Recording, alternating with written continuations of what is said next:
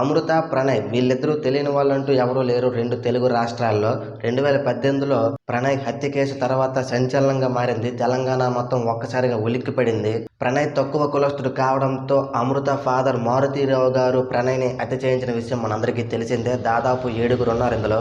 అయితే అప్పటికే అమృత ప్రెగ్నెంట్ అని తెలిసిన తర్వాత మారుతీరావు గారు కొంచెం పశ్చాత్తాపడి సూసైడ్ చేసుకున్న విషయం కూడా మనందరికీ తెలుసు. చాలా మందికి ఒక డౌట్ ఉంది. రీసెంట్గా అమృత తన ఇన్స్టాగ్రామ్లో అలాగే యూట్యూబ్లో ప్రణయ్ పేరుని రిమూవ్ చేసింది.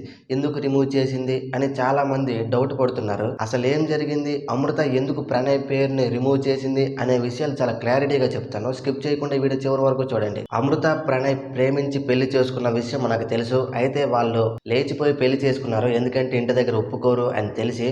అయితే అప్పటికే అమృత కన్సీవ్ అయ్యింది. చెకప్ కోసమని ప్రణయ్ అమృతాన్ని హాస్పిటల్ తీసుకెళ్తున్న దారి మధ్యలో బీహార్ నుంచి ఒక 5గురు, అలాగే మారుతీరావు గారి తమ్ముడు, అదే మన అమృత బాబాయ్, మొత్తం 7గురు వీళ్ళు కలిసి ప్రణయ్ని హత్య చేయడం అయితే జరిగింది. అది క్లారిటీగా సీసీ ఫుటేజ్ లో కూడా రికార్డ్ అయింది. అయితే అప్పటి నుంచి మన అమృత కేసులో పోరాటం చేస్తూనే ఉంది. రీసెంట్ గా మార్చి 10వ తేదీన కోర్టు హీరింగ్ అయితే వచ్చింది. అదేంటంటే 6గురికి లైఫ్ టైం, అలాగే ఒకరికి ఉరిశిక్ష పడింది. సో తనకి న్యాయం జరిగింది అని భావించిన అమృత తన అన్ని సోషల్ మీడియా అకౌంట్స్ లో ప్రణయ్ పేరుని రిమూవ్ చేస్తూ ఇన్స్టాగ్రామ్ లో స్టోరీ పెట్టింది. ఏమని పెట్టిందంటే రెస్ట్ ఇన్ పీస్ ప్రణయ్ అని. సో దీన్ని బట్టి మనం అర్థం చేసుకోవాల్సింది ఏంటంటే ప్రణయ్కి జస్టిస్ జరిగింది కాబట్టి సో అతని పేరుని రిమూవ్ చేస్తున్నాను అని ఇండైరెక్ట్ గా చెప్పింది. ఇది తెలియక చాలా మంది కొంచెం నెగిటివ్ గా కామెంట్స్ పెడుతున్నారు. పెట్టడంలో తప్పులేదు. ఎందుకంటే మోస్ట్ ఆఫ్ ద పీపుల్స్ ఎక్కువగా స్టార్టింగ్ ఆలోచించేది నెగిటివ్ గానే, దాని తర్వాత రియలైజ్ అయ్యి పాజిటివ్ వైబ్ లోకి వస్తారు. సో అది జరిగిన అసలు విషయం. మరి దీని మీద మీ ఒపీనియన్ ఏంటో